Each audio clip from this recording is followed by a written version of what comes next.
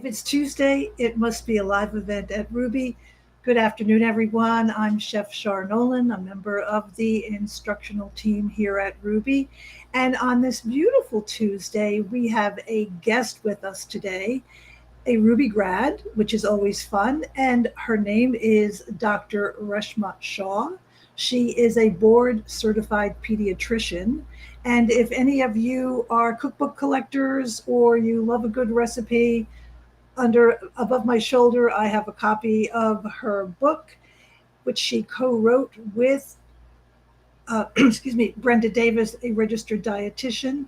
So we found out yesterday in a sort of like a pre-interview that Dr. Shah has spent some time, a good amount of time actually, in Philadelphia, where she went to medical school at Drexel University. But the interesting part of our story is that 10 years ago or 9 years ago, we were at a women's conference in Cleveland, Ohio. The conference was presented by Jane Esselstyn. And every once in a while, you would hear the word Rouxbe, like a little echo of the word Rouxbe. And all of a sudden, there were five of us together. We took a wonderful photo. And that's when I first met Dr. Shah. I've been a fan forever. I follow her on social media. Her book should be a staple in every plant-based kitchen. And she also is, I'm going to use the word expert. I think that she is an expert in working with children who are picky eaters. And one of the things we shared yesterday is there are adults who are also picky eaters who have just moved into the plant-based arena of eating. So without further ado, I'm going to introduce Dr. Reshma Shah to you live from California. Well, thanks so much, Char, for having me join you guys. I always love a Rouxbe event, and it's been a real wonderful experience to be a part of the Rouxbe community. So anytime Rouxbe wants to do anything together, it's always a yes. Well, that sounds good. How is the weather today? Yesterday, you were busy walking, and we were discussing weighted vests while exercising. We both have similar opinions to walking with them. You had a good walk today. Yes, walking is sort of my daily exercise, and sometimes other things as well. But I sometimes have to be really careful talking about the weather here because it's usually pretty perfect, and today was not. Today was no exception. It was quite the perfect walking weather.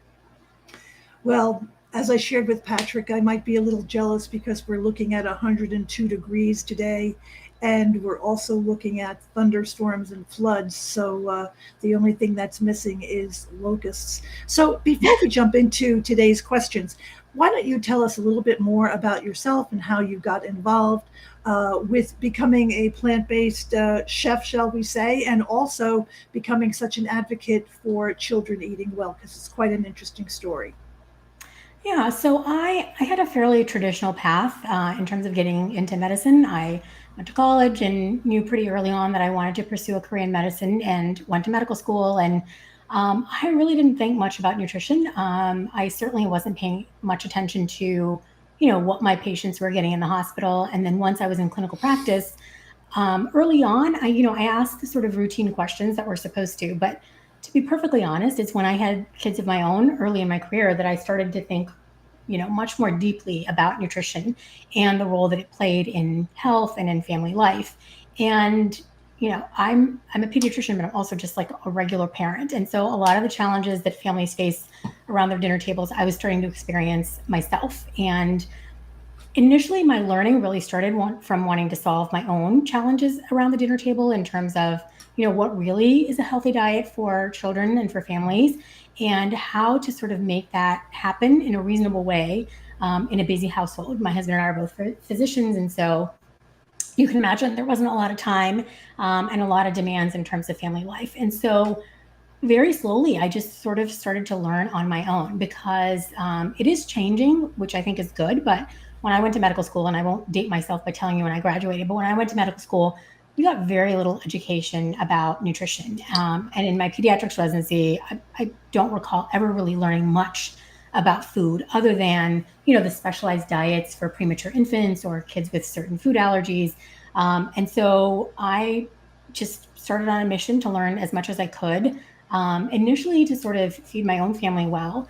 And then I realized that some of these same conversations my patients were also interested in. And so I started to find small ways of introducing these conversations, learning about their challenges, and trying to support them.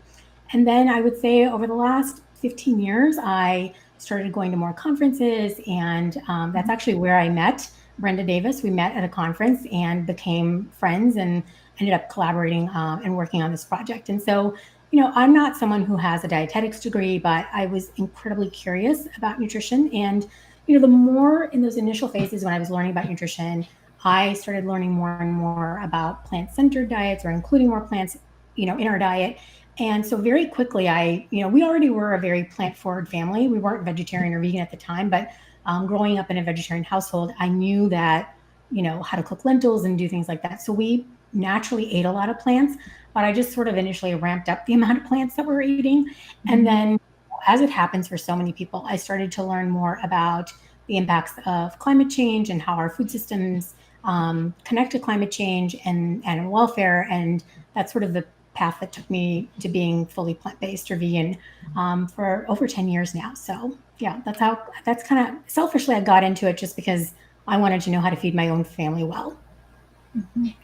That's a really, really lovely story. And I always say that there are two kinds of people who decide to become plant based. There are those who jump into the deep end of the pool. And then there are those who take a gradual approach and keep learning and by trial and error, shall we say, adding new things to their diet or being able to identify things that aren't popular. So I think that's fascinating, and I see you as being a beacon for many other, especially pediatricians. So I think that your work is very valued and extremely valid. Pardon me. Let's start off. We have a couple of questions, and let's start off. This question is from Robert, and he must be a mind reader. Many children are notorious for disliking green vegetables such as broccoli. One of the most popular ways one of the most popular ways around this is drenching broccoli in sauce. Are there any better, healthier alternatives to drenching vegetables in a sauce to get children to like them? So I'll give that question to you, Dr. Shaw.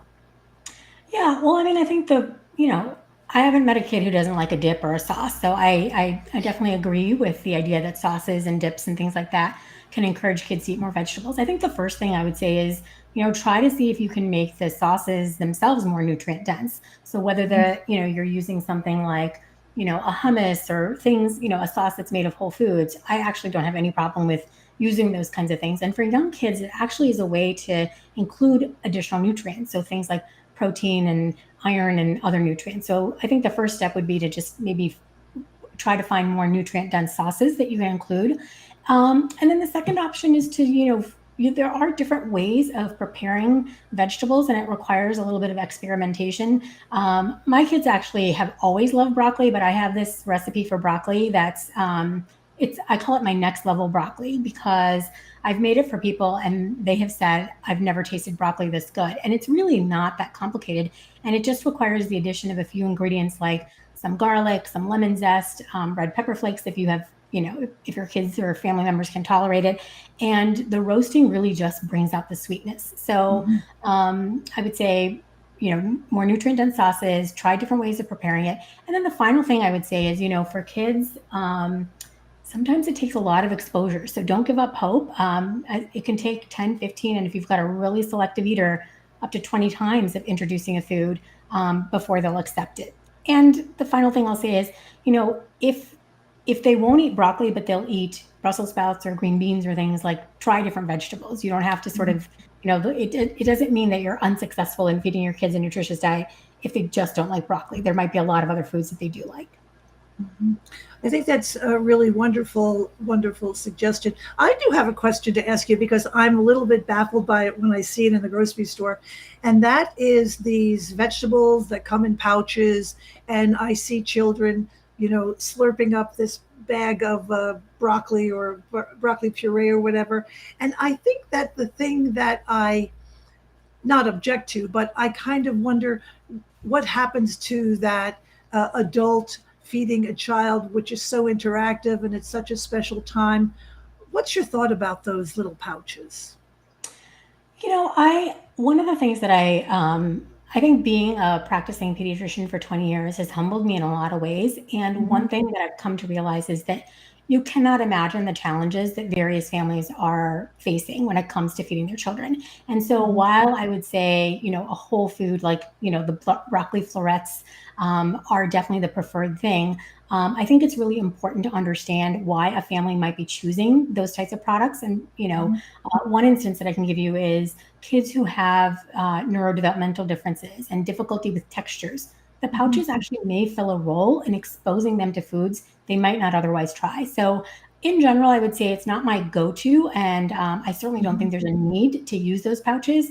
Um, but I also think it's important to sort of not demonize them, especially if families have specific needs or reasons that they're using those foods. But I'm not a huge fan, but I think they can have a place and a role. They certainly do add convenience too. So if a family's traveling, it might be better to give them a pouch than to have like no access to vegetables whatsoever. Very good point. Thank you. Thank you very much for that. So our next question comes from Fran Costigan, Chef Fran Costigan, who is the director of our Essential Vegan Dessert Program. I have her chocolate book on my left shoulder. And Chef Fran has a great question. It says, "Hi, it's so nice to see you here today. I'd like to know, as Ruby graduates, what are two things you learned in the program that you still do today?" And Dr. Shaw, you can go first. Oh gosh, two is just like a small number to select from. I think I learned so many things from Ruby. I think one of the things that just really expanded my repertoire of things to try. We were talking right before we joined, I'd never made, hand cut noodles by myself, on my own. Mhm. So the first thing I would say is it just really expanded my repertoire of what I'm willing to try and just exposed me to so many different techniques.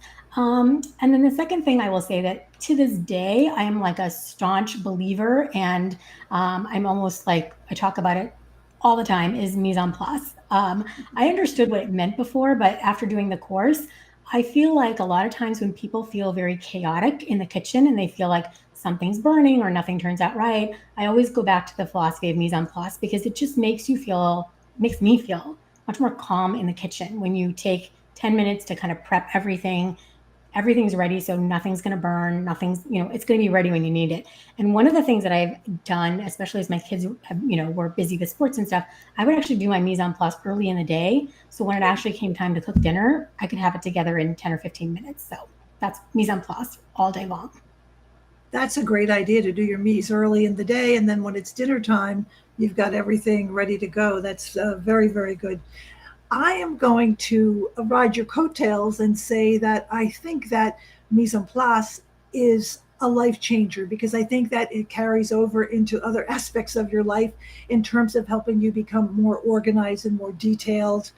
And I also think that with the mise en place is the attachment of clean as you go, because I can remember 20 years ago that I would make something and my kitchen looked like a tornado had come through this baking experience. So mise en place and clean as you go. And then the other thing is to I work on my knives. As soon as I finish using them and I wash them, I get out my honer and make sure that they're sharp so that when I go to use them the next time, they are ready to go. And I also think food storage, especially dry ingredients, because I would have things that were so old, and now I have jars, they're marked, they're labeled, so, and everything in its place. So I think that we're both champions of the importance of mise en place. Fran, that was a great question. We hope you're having a good day today in the city of Philadelphia.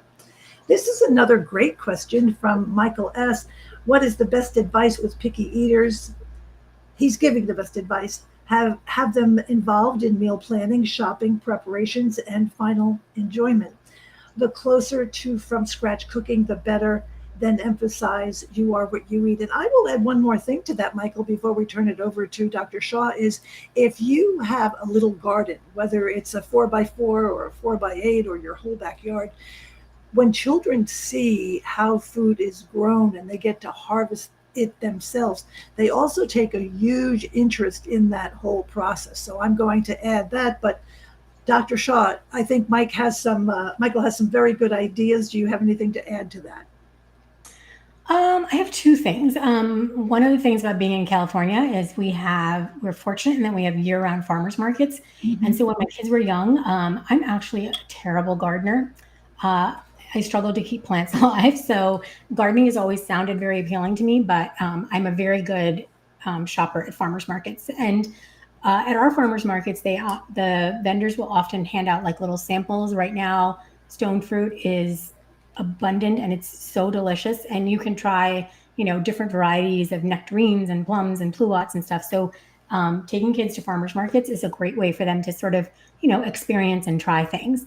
And then the other thing, and this is sort of back to my Ruby days, when I was, we had homework that would have to be graded, and my kids really enjoyed being my food critics. And so in a very loving way, they would say, Mom, I think this could use a touch more seasoning, or this could use a touch more acid. Can you believe they said that word? And so I think getting kids, like invite the feedback and don't view it as a critical thing. But when you ask them, I tried this new recipe, I'd really love to know what you think. They're really eager to kind of give you the feedback, because I think for kids it can feel fun to be grading the parents. So invite them to give you, the feedback. I think it's a fun way, as long as you can have a sense of humor about it, which I tried to most of the time. I think having that sense of humor is a really good tool to have in your mise en place as well, because when I teach classes live in the city to either children or older adults, children really, really love that hands on experience and they enjoy the whole creative process. And I have always, or I have never seen a child who didn't eat something that they made. So it's also very exciting for them. So I think having your children be your graders is a very good idea. So that's very, very good. Uh, Before we move on to the next question, I just wanted to know, because students ask this question all the time. I'm holding up a copy of your beautiful book, Nourish. And can you kind of give us an overview of how the book came to be? How hard was the process? What was your best thing about writing this cookbook with the esteemed Brenda Davis? Yeah, it's actually it's a really lovely story. It almost sounds like a romantic comedy in a way. So I was on my way to this conference, and it just so happened that Brenda, who, as you may know, is Canadian, was visiting a friend in the Bay Area, and so she happened to be on my flight on the way to this conference, and we happened to be sitting right next to each other on the plane. And I immediately knew who she was, because my go-to resource when I first started going more plant-based was her book, her seminal work, Becoming Vegan. And so I knew exactly who she was. And I was having trouble believing that I was sitting next to Brenda Davis.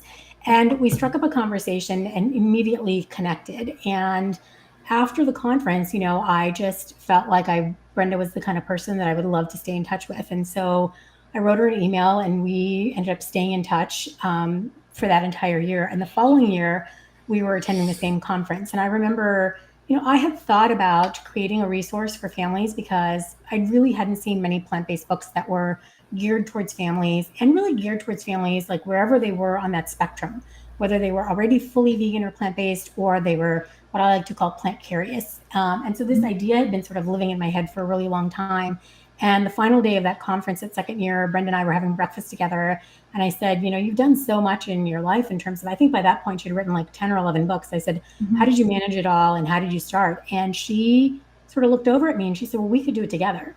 And so that was the invitation to work with her. And you can imagine I said yes immediately. And on the flight home, I started drafting the notes and the outline for the book. And that was like the beginning story. And then from there, I'm a physician and I had no knowledge of how to write a book or get a book proposal. And so I just really started on a journey learning about, putting together a book proposal and getting an agent and all the things. And yeah, and then we worked very collaboratively on the book. And the way that we sort of divided our work is we each had areas that we were going to focus on. Obviously, with Brenda's dietetic background, she was very she was definitely the one to be writing all the detailed information on all the nutrients.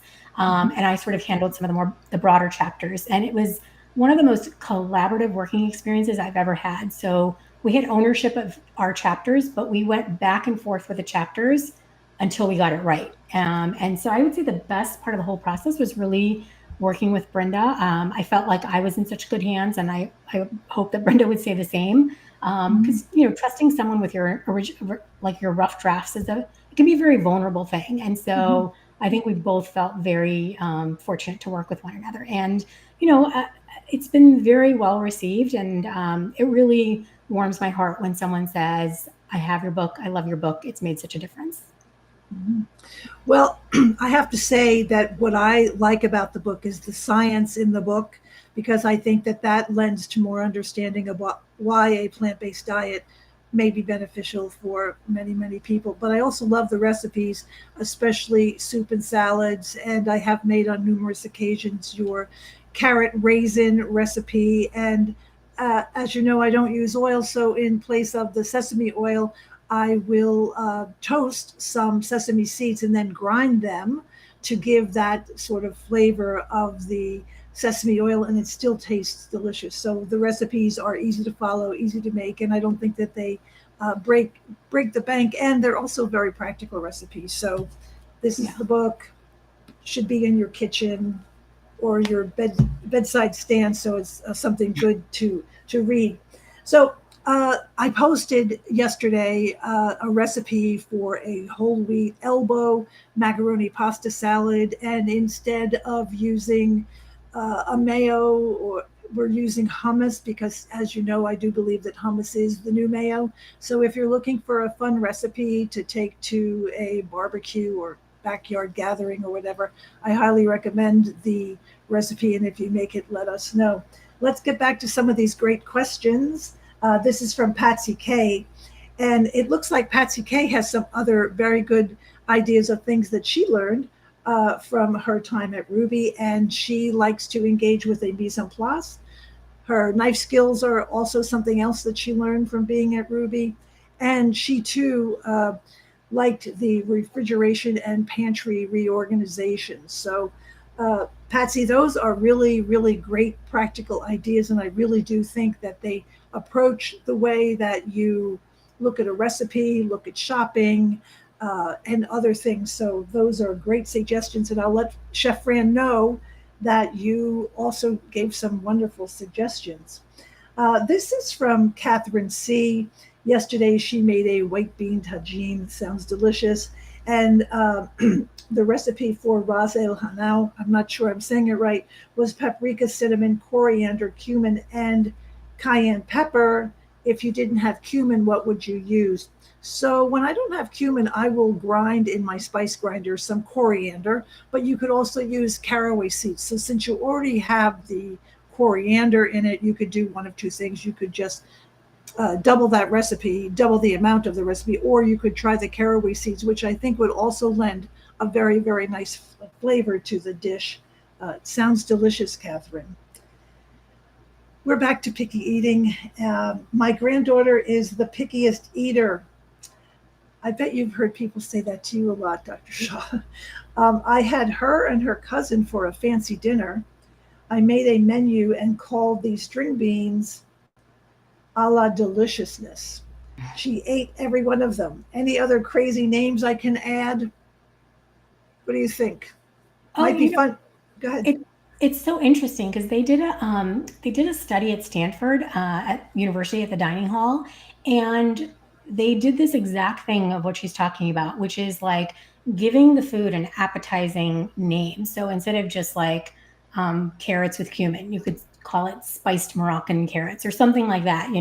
I'm not very clever at coming up with names, but I think adding a little bit of zest to the name of the food can definitely make it more appealing. And I think, I would use the language of the kids and the shows and the books and the things that they're reading to try and extract those words that would really resonate with them. And obviously, it's going to be very age dependent. I don't know if her granddaughter is, like younger age or more adolescent. I think you want to obviously choose appropriate names. But yeah, I'm all for whatever you can do to make the food sound and taste more enticing is always a good idea, I think, for young kids.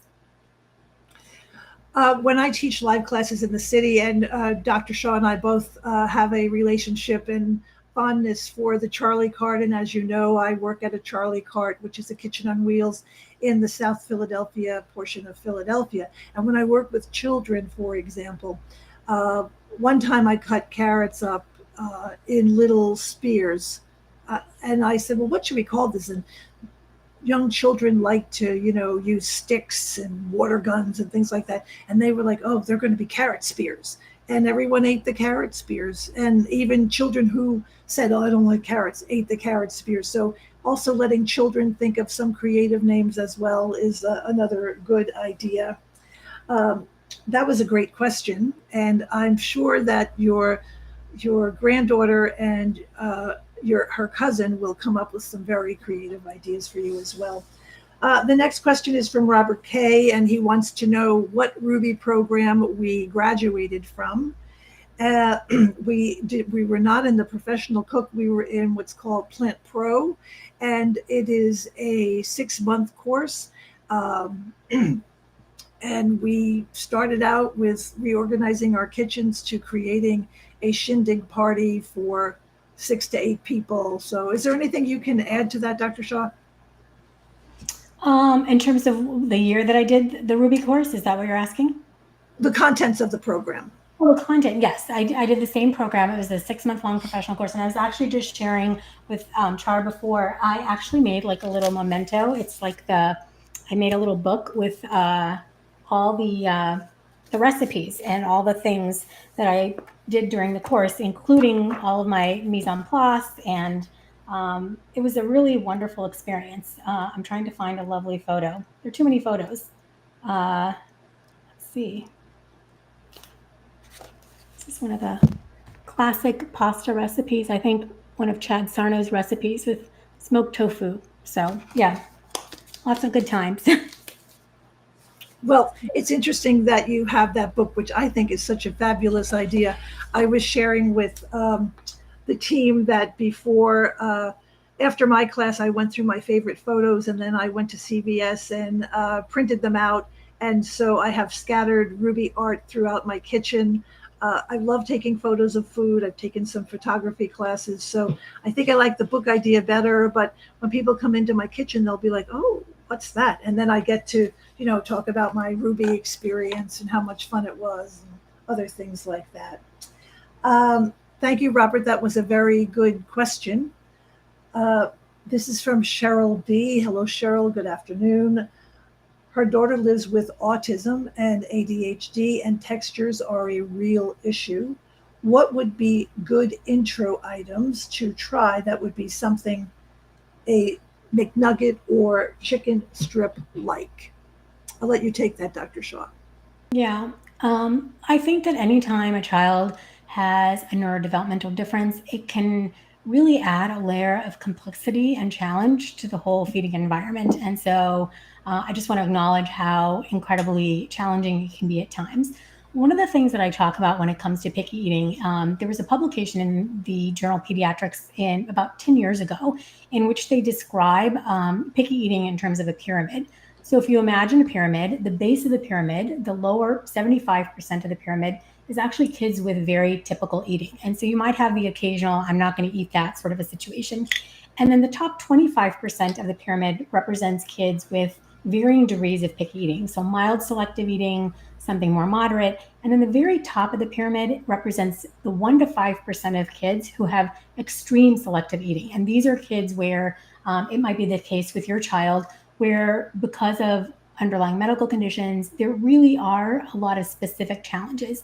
And I think if your child's feeding falls in that top 1 to 5%, where it's, highly selective eating, I think actually trying all the different dips and spreads and purees and things like that can be really helpful. But ultimately, it might be beneficial to work with a professional that has experience. So a feeding therapist, an occupational therapist, a dietitian, because again, when it's extreme selective eating, I think parents need much more support than, a lot of the tips and tricks that we're talking about today. So depending on where you think your child falls in that spectrum, if you're not already getting specialized support, it's something to consider. One thing I would add to that, Cheryl, and this has worked with other children that I've worked with, is cauliflower wings seem to work well. It's the texture that you've got to get right.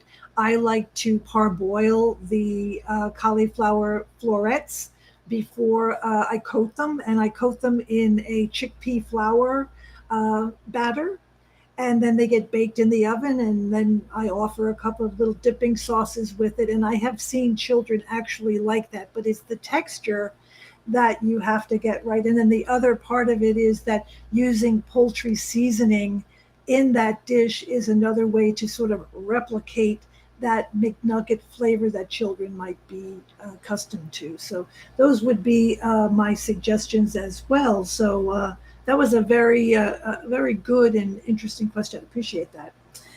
Our next, Actually, I just had a couple of other thoughts on that. One is, in terms of the nuggets specifically, I make tofu nuggets all the time. So basically, just tearing off chunks of tofu, and then if you use oil, drizzling a little bit of seasoning, a little bit of oil, and a little bit of cornstarch, and then just baking that can give you that texture of a nugget. The other thing you might try is, I find like that kids love fries of any sort. So if they're used to eating, French fries from a potato like out at a restaurant, you could certainly try making them in baked form, and then using other vegetables in the shape of fries. So like carrot fries or sweet potato fries or zucchini fries. So making a riff off of things that are already very familiar to them that they might already enjoy. that's another great suggestion. And I'll add to that that I'm a big air fryer fan because they can get that crispness, especially when you're making things like potatoes. So you might want to think about that and then take the vegetable ideas that Dr. Shaw just had. So, Charlotte's a great question. This next question is from Madlena. How do you introduce fast food and carb junkies to plant food? Their taste buds are compromised, and so is their microbiome. Any special techniques? I'm going to speak from, before I turn this over to Dr. Shaw, from a personal experience that 20 plus years ago, I was in the fast lane at a McDonald's drive in. And when I became plant based and having experienced a whole change in my biometrics and other things like that, I just jumped into the deep end of the pool and thought, I'm just going to do this. I'm just going to do this. And when, personally, for me, looking at the family medical history of both of my parents and my siblings as well, I was kind of like, I don't think I want to walk down that lane. So it is possible and it is doable, but I'm going to let Dr. Shaw take it because I'm sure she's got a couple of really good steps to share. Yeah, and I think, for children, it can be incredibly challenging because as adults, we can see the downstream benefits. We can see our, improving our cardiometabolic profile and, just feeling overall healthy. But for a young child, 5, 6, 7 years of age, it's really hard to convince them that, these foods are better for them because of those potential benefits. And so one of the things, and we sort of alluded to this in the last question, is this idea of there are two concepts in feeding that can be helpful with kids. They're called fading and linking. So fading is this idea that a great way to sort of share this example is with pasta. So if your kids are really used to eating white pasta and you're trying to introduce either more of a whole grain pasta or of a lentil based pasta, you start with a large amount of white pasta and a smaller amount of the whole grain option or whatever you're trying to do. And you gradually sort of increase the ratio. So at first it might be 3/4 regular pasta, 1/4 of the alternate pasta, and then you go half and half, and then of course. So it's a way of sort of fading the food in to get them acclimated to the taste. So that's one technique. And then the second one is chaining or kind of linking the foods. So it goes back to the thing about the fries that I mentioned. So they're used to eating McDonald's French fries. So the next step might be that you make French fries at home and with regular potatoes, and then you might try to make those same potatoes but bake them, and then you might make them with sweet potatoes. And so this idea that when you take a food that's accepted and they already like and gradually slowly modify it so that you're introducing the more healthful nutrient dense options. So fading and linking or chaining are two techniques that can be really helpful with kids. That's wonderful information, and I think that would be extremely helpful to anyone. Um, let's see. Our next question. Oh, One last thing for Madlena. If you have ever read the Jane Esselstyn book, it came out in 2022. It's called Be a Plant Based Woman Warrior. My own account of becoming plant based appears in that book. And I just wanted to add to this, and Dr. Shaw spoke about it for adults, that all of a sudden you start to feel better. But after being plant based for 10 days, when I woke up in the morning, it was for the first time in my adult life ever that I didn't have any severe osteoarthritic pain. And I made that, it was like a lightning bolt in my brain that said, food is medicine. This is what you're going to do. Keep doing this. Never go back. So I think reading a lot and then also focusing on your own well being, especially for an adult, I think I'm really appreciating all of the insights that Dr. Shaw is sharing with us today, because they all seem very practical and doable. So I appreciate that. This is a fun question for you, Dr. Shaw. Why are babies such adventurous eaters, and then during the toddler phase, less so? Oh, it's a fantastic question. And I actually think that this question is where a lot of feeding becomes derailed for families. And the reason for this is that during the toddler years, so it can be anywhere from, sometimes they say 12 to 15 to 18 months, but I find it can actually be even beyond that, 2 to 3 years of age, and even for some kids into the school age years. Um, there is a developmentally normal phenomenon called neophobia. And it translates to fear of new foods. And developmentally, or through our evolution, it was thought to be protective, because you think about toddlers are kind of roaming all around, they're crawling on the floor, they're walking all over the place. And if you've ever seen a toddler, they put everything in their mouth. And so, as a form of sort of evolutionary protection, they develop a fear of new foods. And so I cannot tell you the number of parents that said at 6 months, introducing solids was such a dream because they ate everything that we put in front of them. And then all of a sudden at 15, 18, 24 months of age, they learned the word no. And one of the things that happens is that I think that when parents experience this, rejection of foods, they think that there's something wrong, that they're doing something wrong, or that there's something wrong with their child, that all of a sudden they're rejecting these new foods. And I think one of the places where pediatricians could do a better job is with anticipatory guidance. So, meaning that before that developmental stage hits, we talk to parents like, you might notice that your child is going to start to refuse foods, not want to eat certain foods. And I want to let you know that not only is it normal, but I'm expecting it. And so if parents are expecting it, then they can sort of say to themselves, oh, I just have to weather this part of the storm. This is a normal part of development and it will fade. What happens for a lot of parents instead of that is, because they think that something's wrong, they start making a lot of accommodations. Either they stop serving those foods because the kids won't eat them, or they start really implementing feeding practices that end up being problematic in the long run. So things like bribing their kids to eat, forcing their kids to eat, negotiating number of bites, and it creates this power dynamic. And I think if you've ever been around a 2-year-old, they're pretty willful, and it's really hard to, you can't force them to do much. And so trying to get your 2-year-old to eat broccoli in a forceful way, it ends up creating a really bad dynamic around food. And then that problem goes on for much longer than it would if, and if parents just had the knowing that this is a phase, they have to exhibit some patience, and that they should continue to introduce those foods. So this idea of rejecting foods is a normal developmental phase. That's absolutely fascinating. And I'm thinking of friends who have young children, and I see their negotiating skills. And it's as though the child at the age of 2 or 3 went to Stanford Law School, because they can really argue very well and end up being the victor of, whether it's the start of going to a drive-through or whatever. So I think those are great points. Before we go to the last question, Dr. Shaw, tell everyone how we can find you. Yeah. So recently, within the past year, I had, after the book came out, I actually took a break from clinical practice. And over the last couple of years, I've realized that I really missed working with families. So I'm not seeing patients directly, but I am offering parent coaching services. And so I've worked with a lot of families that are plant-based or plant curious. And I've also supported parents with non-nutrition related questions or concerns. And so I have a website, and it's just my name, Reshma Shah, MD, parentcoaching.com. And then the place that I'm most active is probably on Instagram. I try to share some general feeding and parenting tips, and definitely lots of recipes. And my goal with the recipes is to make things that are, approachable, really tasty, and are family friendly. And obviously, they're all 100% plant based. Well, that's good. And you also do this virtually, correct? Yes, the parent coaching is entirely virtual. Perfect. Okay, that's just another interesting point. So that is great information. And then if someone wants to buy your book, you also have that information on your website as well, correct?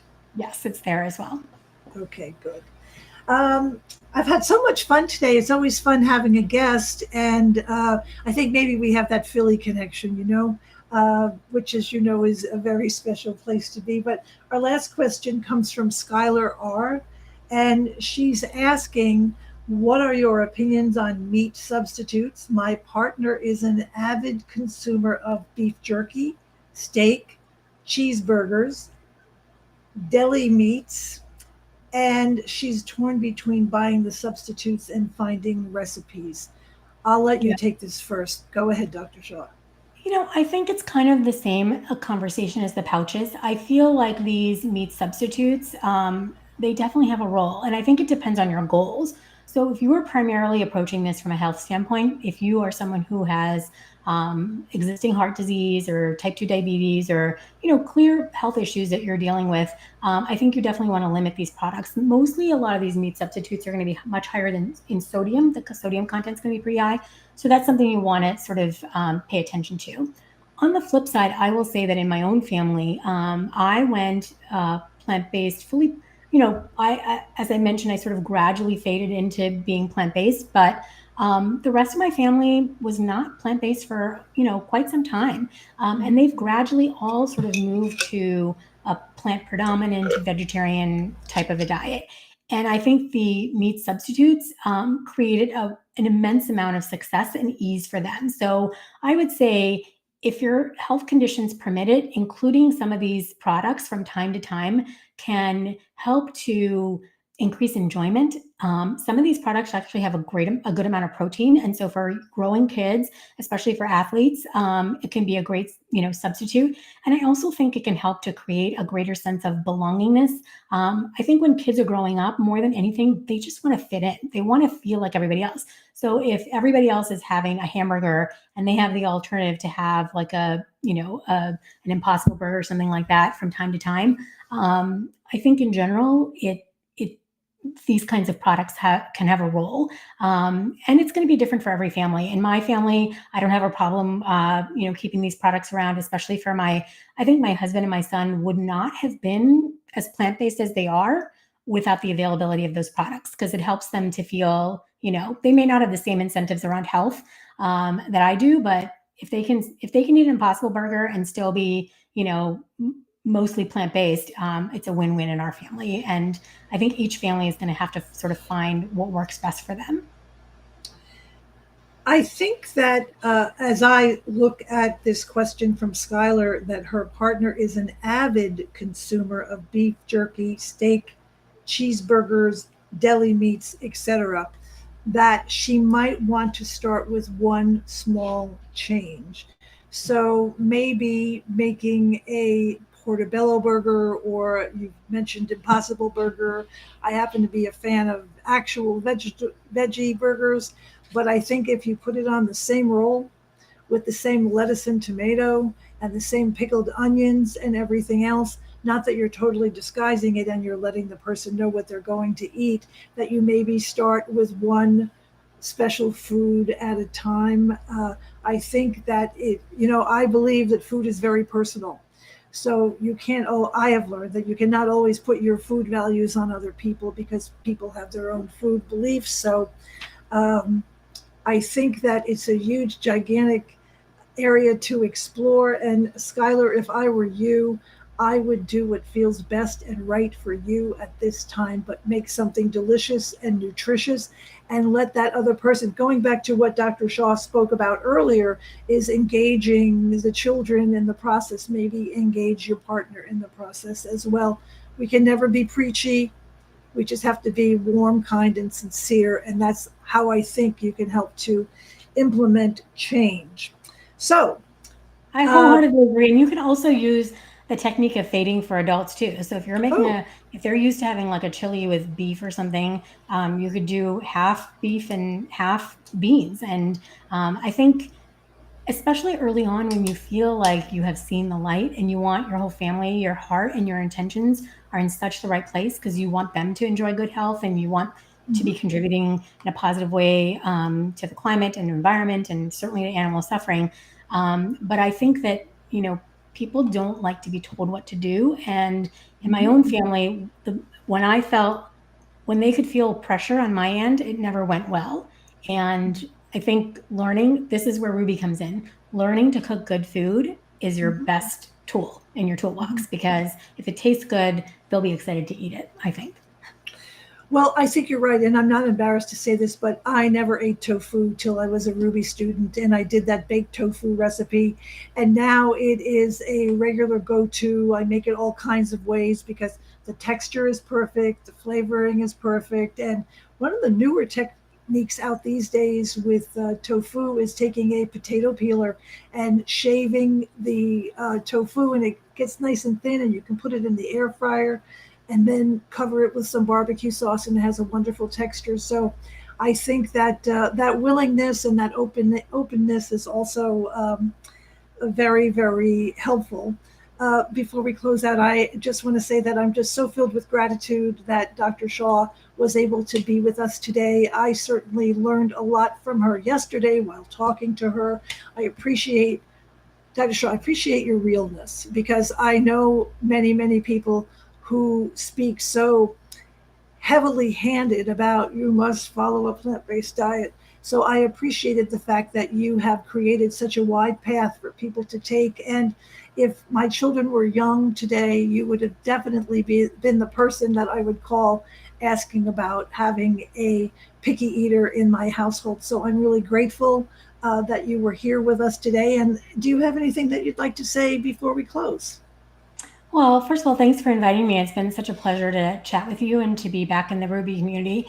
I think the last thing I'll say, and it kind of ties some of what we've talked about together today, is a couple of years ago, attended a talk, and it was a world renowned nutrition researcher talking about what diet is best for health and for the planet. And one of the things that he said really stood out to me. He said that his aim was to make the tent as big as possible. And Mhm. the way that I understood that is that you want to create an environment in which anyone can find access into it. So whether it's just wanting to be eating more plants, I think the less we sort of have this perfectionistic standard, the bigger the tent will be. And I think when someone makes one positive change and it feels accessible and doable, and they can see a positive impact, it gives them more confidence to make the next change. And so, yeah, just trying to make the tent as big as possible. I love that expression, making the tent as big as possible. I think that that's a really good note to close on. Thank you again so much, Dr. Shaw, for being with us today.